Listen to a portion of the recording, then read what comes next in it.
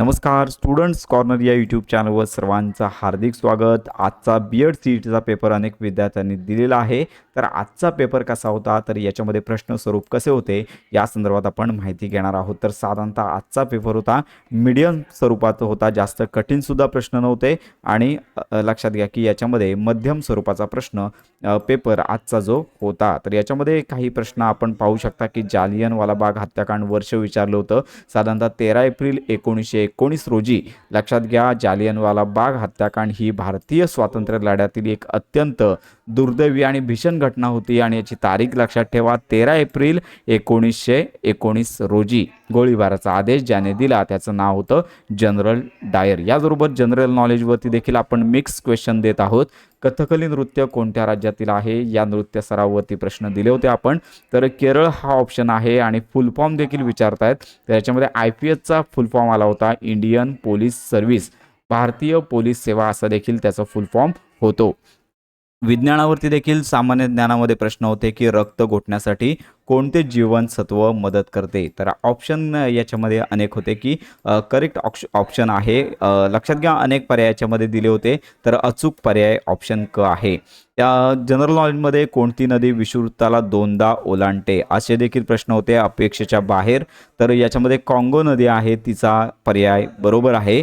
त्याच्यानंतर बारापाणी तलाव जो आहे तलावावर जो तलाव आहे तो कोणत्या राज्यामध्ये स्थित आहे, तर याचं आन्सर देखील आहे मेघालय।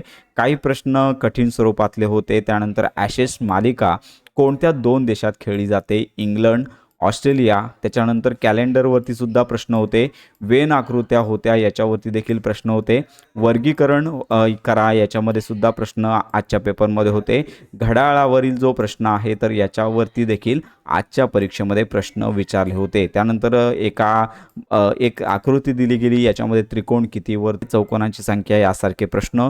तर्कशास्त्र नातेसंबंधाविषयी प्रश्न होते। शिक्षक अभियोग्यता याच्यामध्ये विधान आणि कारण या प्रकारचे प्रश्न होते। कारण आणि एक्झाम्पल पाहू शकता की कारण आणि परिणाम याच्यामध्ये नैसर्गिक घटना असेल तर याच्यामध्ये कारण अतिवृष्टी, खूप जास्त पाऊस पडणे आणि परिणाम नदीला पूर येणे किंवा पिकांचे नुकसान होणे।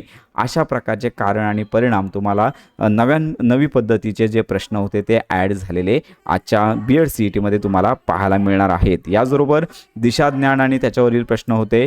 बैठक व्यवस्था होती की सिटिंग अरेंजमेंट, सध्या ह्याचा देखील वापर जास्त प्रमाणात केला जातो। बैठक व्यवस्थेवरील प्रश्न पाहायला मिळतील। सामान्य ज्ञान 2023 आणि 25 आणि चालू घडामोडी यावरती होते आणि सगळ्यात महत्त्वाचं जे NEP शैक्षणिक धोरण आहे त्याच्यावर 4 पेक्षा अधिक प्रश्नांचा सराव होता। तर अशा प्रकारे साधारणतः आजचा बीएड सीईटीचा पेपर मध्यम स्वरूपाचा होता, एकदम कठीण सुद्धा नव्हता आणि एकदम सोपा सुद्धा नव्हता। पण बीएड सीईटीचे उद्याचे पेपर त्याचबरोबर परवाचे पेपर होणार आहेत, तर याच्यामध्ये नॉर्मलायझेशन प्रक्रिया अवलंबली जाईल अशी याची नोटीस देखील लवकरच पोर्टलवरती प्रसिद्ध होईल। तर अशा प्रकारे साधारण आजचा पेपर हा बहुतेकशा विद्यार्थ्यांना बऱ्यापैकी दिलेला आहे। तर अशा प्रकारे ही महत्त्वाची माहिती सर्वांपर्यंत नक्की शेअर करा। बीएड ॲडमिशन पर्यंत अगदी कॉलेजमध्ये तुम्हाला ॲडमिशन मिळेपर्यंत प्रॉपर माहिती आपल्या चॅनलवरती दिली जाते। तर खात्रीशीर माहितीसाठी आपल्या स्टुडंट्स कॉर्नर या यूट्यूब चॅनलला लाईक, सबस्क्राईब आणि हाईप नक्की करा।